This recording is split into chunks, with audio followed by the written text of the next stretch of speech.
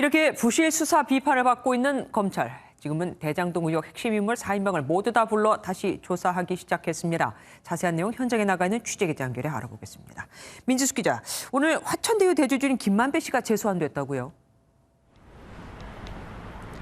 네, 오후 2시쯤 시작된 조사는 6시간 가까이 이어지고 있는데요. 이 검찰에 출석한 김만배 씨는 로비 의혹을 묻는 취재진의 질문에 말을 아꼈습니다.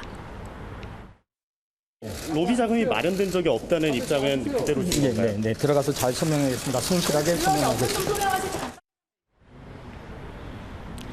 다만 박영수 전 특검 친척이 운영하는 분양업체 측에 거액을 전달한 경위에 대해서는 정상적인 것이었다, 이렇게 짧게 해명했습니다. 앞서 검찰은 지난 11일 김 씨를 불러 조사한 뒤 바로 다음 날 뇌물과 배임 횡령 혐의로 구속영장을 청구했는데요.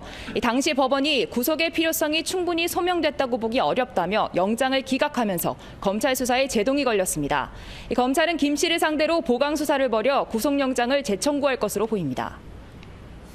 새벽에 풀려난 남욱 변호사를 포함해서 대장동 4인방이 모두 조사를 받고 있다면서요. 그럼 배제를 할까요? 네, 그렇습니다. 검찰은 김만배 씨를 포함해 대장동 핵심 인물 4인방을 한꺼번에 불러 조사 중인데요. 먼저 오늘 새벽 풀려났던 남욱 변호사가 13시간 만에 다시 검찰에 소환됐습니다.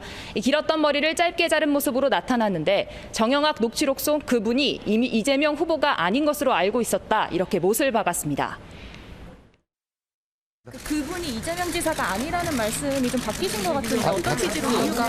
아닙니다. 바뀐 게 아니고 오해들 하신 거고 저는 그렇게 말씀드린 적 없습니다. 네, 검찰은 어제 구속적부심이 기각돼 구속기한이 하루 더 연장된 유동규 전 성남도시개발공사 본부장도 다시 한번 불렀는데요. 여기에 정영학 회계사도 참고인 신분으로 소환해 이른바 대장동 4인방을 동시에 조사 중입니다. 4명 모두 이미 한 차례 이상 검찰 조사를 받은 셈인데요. 검찰이 확보한 진술들 가운데 4명의 주장이 어긋나는 부분을 놓고 대질 조사를 진행할 가능성도 점쳐지고 있습니다. 지금까지 서울중앙지검에서 MBN 뉴스 민지숙입니다.